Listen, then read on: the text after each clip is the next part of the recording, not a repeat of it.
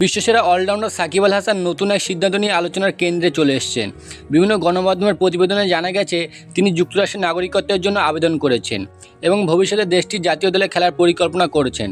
বিশেষ করে 2028 Los Angeles অলিম্পিকে যুক্তরাষ্ট্রের প্রতিনিধিত্ব করার লক্ষ্য নিয়েই নাকি এই সিদ্ধান্ত নিয়েছেন তিনি। সাম্প্রতিক বছরগুলোতে সাকিবের যুক্তরাষ্ট্রে বসবাসের বিষয়টি বেশ আলোচিত হয়েছে। পরিবারসহ দীর্ঘ সময় ধরে সেখানে অবস্থান করায় গুঞ্জন উঠেছিল যে তিনি বাংলাদেশ ক্রিকেট থেকে ধীরে ধীরে দূরে সরে যাচ্ছেন।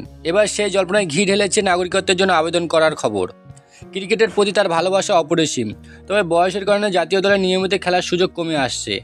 2028 সালে তিনি 41 বছর বয়সী হবেন, কিন্তু অলিম্পিকে ক্রিকেট ফেরায় তিনি যুক্তরাষ্ট্রের হয়ে নতুনভাবে ক্যারিয়ার গড়তে চাইছেন। যদি সাকিব সত্যি যুক্তরাষ্ট্রের হয়ে খেলার সিদ্ধান্ত নেন, তাহলে এটি বাংলাদেশ ক্রিকেটের জন্য একটি বড় ধাক্কা হবে।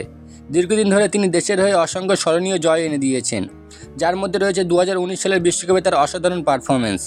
তবে এখন সময়ই বলে দেবে তিনি কোন পথে হাঁটছেন।